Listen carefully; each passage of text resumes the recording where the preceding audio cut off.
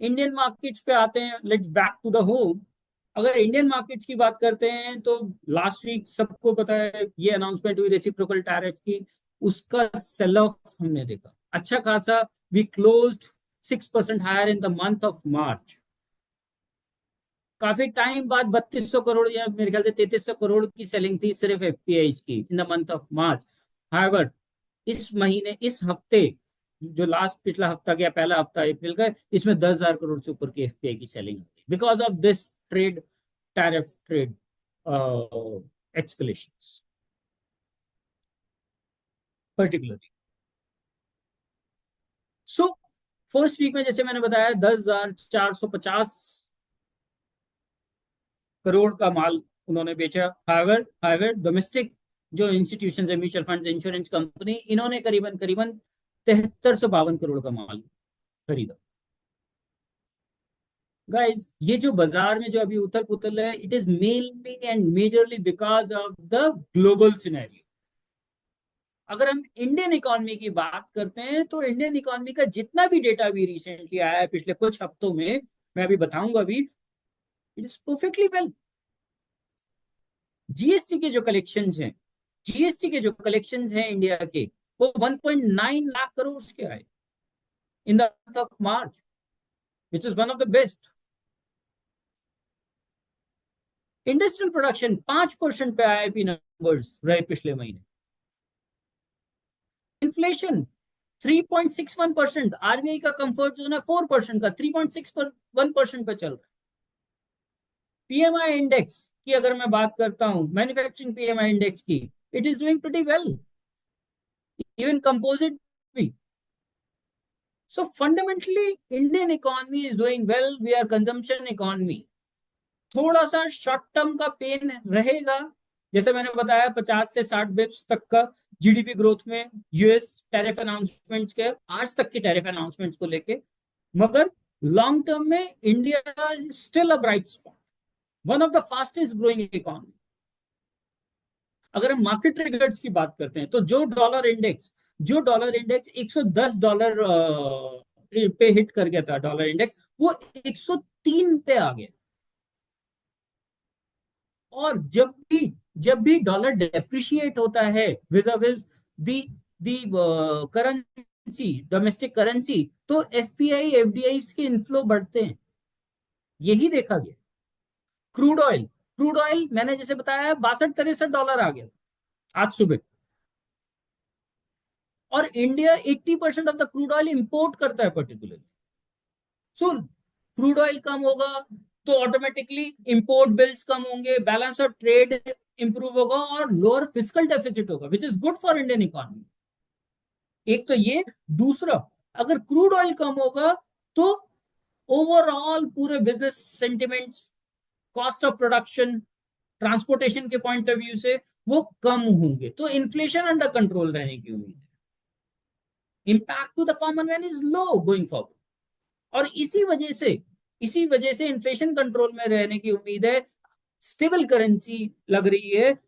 तो यही उम्मीद है जो मैंने पहले भी बोला कि RBI will come up with at least 25 Bips rate cut going forward. और वो कोई बड़ी चौंकाने वाली बात नहीं है अगर वो जो उनका स्टांस न्यूट्रल है वहां से एकोमोडेटिव स्टांस भी ले लें कि वो वो गोइंग फॉरवर्ड लिक्विडिटी जो कि वो करते आ रहे हैं अभी तक, इन्फ्यूज ओएमओ के थ्रू या करेंसी स्वैप्स के थ्रू, वो रेट कट के थ्रू भी डालना चाहें। तो ट्रेड वॉर के बारे में मैंने डिस्कशन करा, जो तीसरा ट्रिगर है हमारी मार्केट की, ट्रेड वॉर यूएसए में इन्फ्लेशन लेके आए। नहीं लगता कि it is favourable to them as of now. Going forward trade negotiations में क्या निकल के आता है ये हम टाइम टू टाइम डिस्कस करते हैं। चौथा जो कि बहुत ही ज्यादा पॉजिटिव है वो ये कि यूएस की जो बॉन्ड यील्ड्स है, जो सेफ हेवन बाय, लोगों को जब गोल्ड में देखा एक सेल ऑफ इंटरनेशनली, सारी एसेट क्लासेस में सेल ऑफ देखा गया है, डोमेस्टिक इक्विटी में और गोल्ड में, तो लोगों ने बॉन्ड्स में पैसा डाला।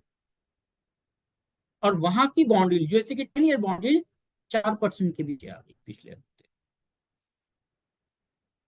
And given by the reason inflation under control को देखते हुए इंटरनेशनल मार्केट्स में बॉन्ड यील्ड्स कम हो रही हैं, तो इंडिया की बॉन्ड यील्ड्स भी दोस्तों 6.5 के भी नीचे आ गए फ्राइडे को। It close eight 6.46%। अब इस बॉन्ड यील्ड का इंपैक्ट क्या होगा? जो बॉन्ड यील्ड 7.25%, 7.5% पे आज से एक साल पहले डोल रही थी, घूम रही थी, वो 6.5% पे आ गई। राउंड फिगर की बात करते हैं, जैसे 6.46 है। इसका मतलब जो भी नया पेपर होगा वो इसी के इर्द गिर्द आएगा। 1%, 1% come from the earlier rate of interest. तो जिसके चलते ये क्लियर है कि इंडियन गवर्नमेंट की जो बोरिंग होगी, it is going to be cheaper by 1%। अब अगर 14 लाख करोड़ रुपए नेट बोरिंग करनी है इंडियन गवर्नमेंट ने, सोचिए 1% से कितना पैसा बचेगा। और ये पैसा सारा ब्याज में ना जाके इंफ्रास्ट्रक्चर स्पेंडिंग में जा सकता है, पीएलआई स्कीम्स में जा सकता है, मतलब ये प्रोडक्टिव यूज में आ सकता है, which is good for Indian economy. So मैं यही बताना चाहता हूं, despite of all the global noise, जो भी अगड़म शगड़म बाजार का चल रहा है ग्लोबली, इंडिया की जो मैक्रो फैक्टर्स है आर लुकिंग वेरी अट्रैक्टिव। हाँ, एक चीज है, कॉर्पोरेट रिजल्ट अनाउंसमेंट्स जो बाजार का मूड और खराब कर सकते हैं। इस हफ्ते ऑनवर्ड्स कॉर्पोरेट रिजल्ट्स के अनाउंसमेंट्स आने शुरू हो जाएंगे मार्च एंडिंग। अगर वो दिसंबर के बराबर भी आए तो बाजार उसे डाइजेस्ट कर जाएगा, ऐसा मेरे को लगता है। मगर अगर ये मगर अगर ये उसके और नेगेटिव आते हैं गोइंग फॉरवर्ड, तो बाजार में हम फर्दर सेल ऑफ देख सकते हैं। सो शॉर्ट टर्म में अगर मैं सारा सम अप करूं, इक्विटी का, ट्रेड वॉर का, सारी चीजों का, तो शॉर्ट टर्म में मार्केट्स विल रिमेन वॉलेटाइल। आज हमने देखा करीबन 22,000 के करीब टच करा था, क्लोज का हुआ मैं देख नहीं पाया, सॉरी। मगर market will remain volatile because of the trade terror बोल दें, या फिर सीज फायर टॉक्स जो है वो यूक्रेन का और इसका जब तक कन्फ्लिक्ट है वो फाइनलाइज नहीं हो जाता पर्टिकुलरली, या फिर मार्च एंडिंग जो कॉर्पोरेट रिजल्ट्स की मैंने बात करी।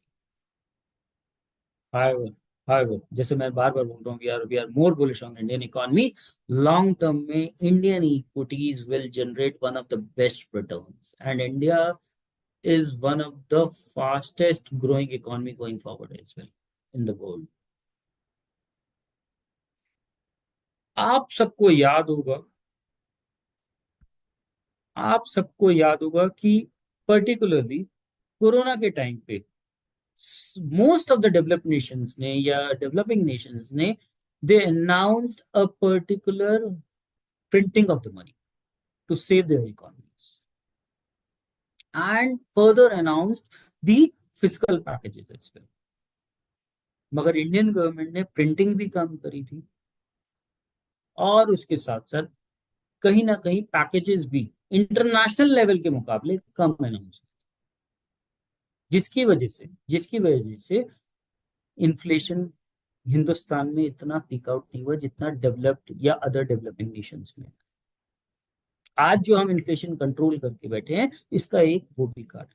तो वो सिनेरियो इंडियन गवर्नमेंट ने और आरबीआई ने बहुत अच्छी तरीके से, एंड आई पर्सनली फील ये जो सिनेरियो है यहाँ पे भी, ये जो आज पूरा वर्ल्ड जिस चीज से जूझ रहा है टैरिफ से, यहाँ पर भी कहीं ना कहीं Indian government and RBI will play a master stroke. कहीं ना कहीं मुझे नहीं पता क्या करेंगे, but I am pretty confident,